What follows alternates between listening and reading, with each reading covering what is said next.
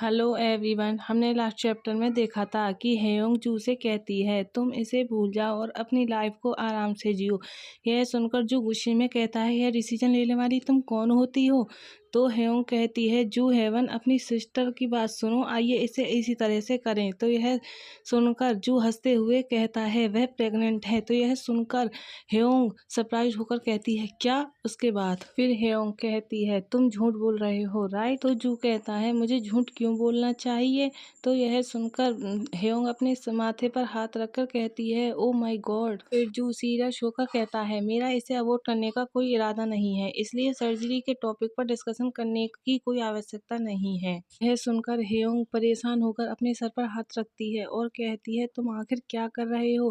फिर वह अपने फेस पर हाथों को रखती है, उसके हाथ कांप रहे होते हैं और कहती है ये ऐसा नहीं हो सकता, फादर उसे ऐसा करने नहीं देंगे। यह सुनकर जू अपने हाथों को फोल्ड करता है और कहता है और बेहतर होगा कि तुम उसे अकेला भी छोड़ दें। यह सुनकर हेयोंग जू की तरफ देखती है और कहती है हेवन। फिर जू गुस्से में कहता है अभी तुम जो कुछ भी कहती हो मुझे उसकी परवाह नहीं है, यदि अधिक गंदी होती है तो मुझे यकीन नहीं है कि मैं तुम्हारे प्रति किस प्रकार की चीजें कर सकता हूँ। यह सुनकर हेयोंग गहरी सांस छोड़ती है। फिर जू सुहा की तरफ देखते हुए सोचता है बच्चे को जीने या मरने देने का डिसीजन ली सुहा के हाथों में था। फिर जू आगे कहता है यदि वह चाहता है कि बच्चा मर जाए तो मैं उसे मार डालूंगा, लेकिन अगर वह चाहता है कि बच्चा जीवित रहे तो मैं यह श्योर करूंगा कि वह जीवित रहे।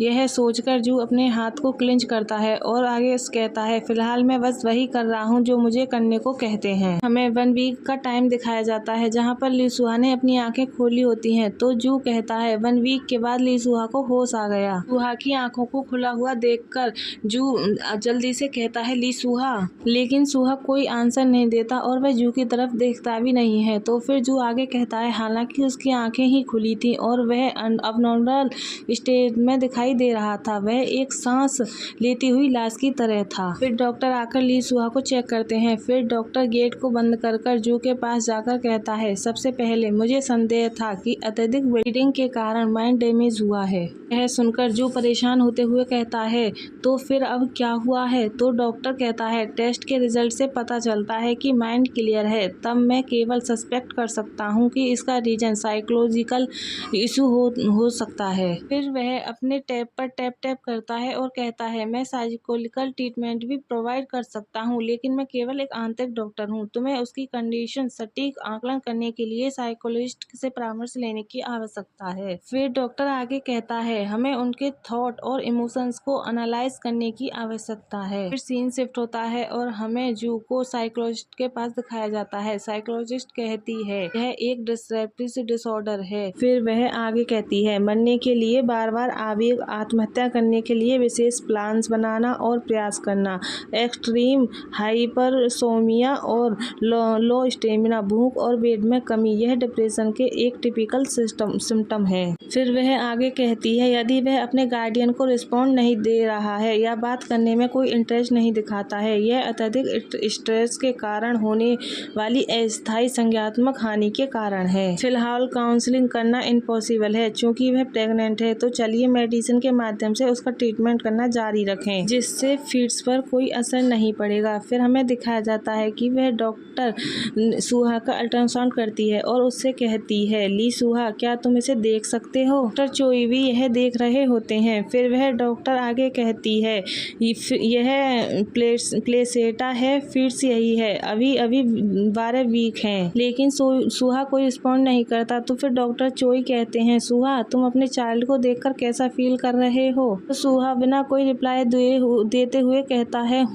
यह सुनकर डॉक्टर गहरी सांस छोड़ते हैं और वो कहते हैं तो जो आगे कहता है उसकी कंडीशन चेक करने के बाद उसने anti depressed medicine, hormone injection, miscarriage रोकथाम इंजेक्शन के साथ विगेन थॉट्स मैनेजमेंट शुरू किया। जो आगे कहता है इस बीच चोई सनवे अक्सर अपने इरादों के बारे में बात करते हैं। फिर हमें दिखाया जाता है कि सुहा बैठा हुआ होता है और डॉक्टर चोई उससे बातें कर रहे होते हैं। चोई कहते हैं ली सुहा क्या तुम्हारे मन में बच्चा पैदा करने का कोई विचार है। तो सुहा डॉक्टर चोई की तरफ देखकर हाँ में अपना सिर हिलाता है। तो जू कहता है बस एक बार उसने आंसर दिया। डॉक्टर बाहर आते हैं जहाँ पर जू बैठा हुआ होता है है तो डॉक्टर उसको आकर हाँ में सिर हिलाते हैं। सुनकर जू की फेस पर एक हल्की सी स्माइल आती है और जू आगे कहता है मेरे लिए वह आंसर ही काफी था। सीन शिफ्ट होता है और हमें दिखाया जाता है कि जू सुहा को बाहर घुमा रहा होता है। फिर वह जू सुहा से कहता है ली सुहा। तो जू आगे कहता है मैं हर दिन लू सुहा से बात करने की कोशिश करता था लेकिन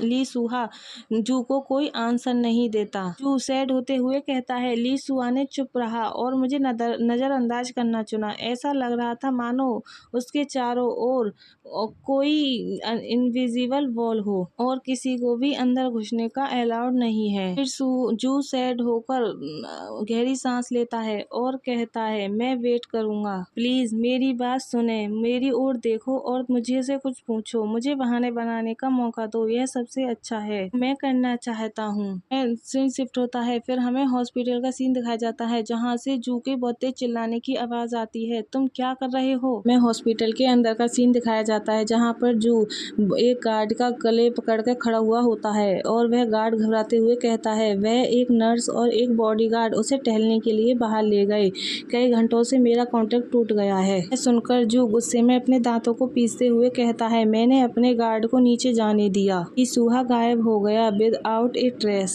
जू गुस्से में बॉडीगार्ड को धक्का देते हुए कहता है गैंगस्टरों से उसे ढूंढने के लिए कहो और देखो कि इसके पीछे कौन है। तो बॉडीगार्ड कहता है जी सर। फिर जू शांत होकर परेशान होते हुए सोचता है हॉस्पिटल का रूम हाई सिक्योरिटी वाले केवल 2 स्पेशल रूम में से एक था, केवल 2 ही सस्पेक्ट हैं जिन्होंने यह किया, या मेरे फादर या जू हेयोंग। फिर जू आगे कहता है डॉक्टरों और नर्सों के अलावा केवल मैं ही ली सुहा के हॉस्पिटल के रूम में एंटर कर सकता हूँ। जू हेयोंग कभी कभी मेरी परमिशन से एंटर करती थी लेकिन कुछ नॉर्मल से बाहर नहीं लगता था। जू आगे कहता है ली सुहा ने अपनी मॉम को भी कोई रिस्पॉन्ड नहीं दिया क्योंकि ली सुहा और मैं ऐसी कंडीशन में है जहाँ सुलह और धमकी काम नहीं कर रही। मुझे लगा कि जू हेयोंग ने भी हार मान ली है। अभी जू के फोन पर किसी की कॉल आती है जिससे जू अपनी सोच से बाहर आता है और वह फोन रिसीव करके गुस्से में चिल्लाते हुए कहता है क्या तुम्हें वह मिला। तो उधर से रिप्लाई आता है हम अभी भी ली काम नहीं सुहा को ढूंढ सके लेकिन हमने उसके पीछे वाले की पुष्टि की है, यह जू हेयोंग है। फिर सीन शिफ्ट होता है और हमें हेयोंग के ऑफिस का सीन दिखाया जाता है जहाँ पर जू गुस्से में गेट में लात मारते हुए गेट को खोलता है और कहता है तुम क्या करने की कोशिश कर रही हो। तो हेयोंग कहती है तुम्हारा क्या मतलब है। तो जू कहता है यदि तुम दिखावा करती हो कि तुम नहीं जानती हो तो क्या तुम मुझसे यह अपेक्षा करती हो कि मैं कहूँ ओ मैं देखता हूँ फिर आगे बढ़ूंगा। तो हेयोंग टर्न होती है और कहती है मैं सचमुच नहीं जानती कि तुम किस बारे में बात कर रहे हो। यह सुनकर जू अपने हाथ को क्लेंच करता है। फिर वह गुस्से में हेयोंग की गर्दन को पकड़ता है और गुस्से में कहता है अब तुम किसे ऐसे देख रही हो जैसे मैं इडियट हूँ। मुझे पूरी तरह पागल कर देने के बाद यदि तुम ऐसा इसलिए कर रही हो क्योंकि तुम क्यूरियस हो कि यह क्रेजी बास्टर्ड क्या कर सकता है तो बेहतर होगा कि तुम दोबारा सोचो। फिर जू गुस्से में पूछता है ली सुहा कहाँ है। यह सुनकर हेयोंग जू के हाथ को पकड़ती है और नखरे में हंसते हुए कहती है ऐसी जगह पर जिसे तुम नहीं जानते। यह सुनकर जू गुस्से में हेयोंग की गर्दन को टाइट पकड़ता है और कहता है क्या तुम्हें लगता है कि मैं तुम्हारा मजाक एक्सेप्ट कर लूंगा, विशिष्ट रहो। गला दबाने की वजह से हेयोंग कांपने लगती है और कहती है उफ अगर मैं तुम्हें बताऊं तो मुझे चाइल्ड को छुपाना क्यों पड़ेगा। तो यह सुनकर जू कहता है छिपाना, तुम किस बकवास की बात कर रही हो, तुमने मेरी परमिशन के बिना चाइल्ड को ले लिया। तो हेयोंग गुस्से में कहती है वह मेरा बेटा है। तो जू कहता है तो क्या हुआ, अगर वह तुम्हारा बेटा है तुमने उसके लिए वह ही नहीं कर सकती जो तुम फील करती हो। यह सुनकर हेयोंग गुस्से में जू के हाथ को हटाते हुए कहती है इसका मतलब है कि मैं उसकी गार्डियन हूँ, गार्डियन की रिस्पॉन्सिबिलिटी की ड्यूटी है, उसकी सुरक्षा के लिए मुझे यह करना पड़ा। सुनकर जू हेयोंग के गले को घोटने लगता है, उसका दम घुटने लगता है। फिर वह जू गुस्से में कहता है जू हेयोंग तुम्हारे पास कोई कानूनी अधिकार नहीं है, ली सुहा एक अनाथ है जिसने अपने पेरेंट्स को खो दिया। जू को इस तरह गुस्से में देखकर उसके हाथ को हटाते हुए कहती है क्रेजी बास्टर्ड मुझे जाने दो। तो जू गुस्से में कहता है ली सुहा कहाँ है, यदि तुम मुझे बताना नहीं चाहती हो तो अभी मुझे वहाँ ले चलो। दम घुटने की वजह से हेयोंग के पैर हवा में घूमने लगते हैं और वह कहती है तुम उसे नहीं ढूंढ पाओगे।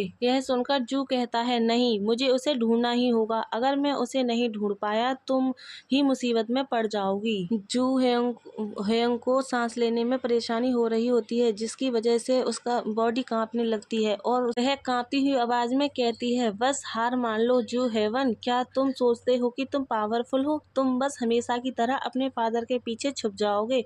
इसके बारे में बोलते हुए तुम्हारी टूटी हुई एंगेजमेंट, अनएक्सपेक्टेड एब्सेंस के कारण तुम्हारी रेपुटेशन अब तक गर्त में चली जाएगी। यह सुनकर जू हेयोंग के गले को छोड़ देता है तो हेयोंग अपने गले को पकड़कर खांसने लगती है। तो हेयोंग गुस्से में कहता है, मुझे केवल तुम्हें बर्बाद करने के लिए अपने फादर की पावर की आवश्यकता नहीं है।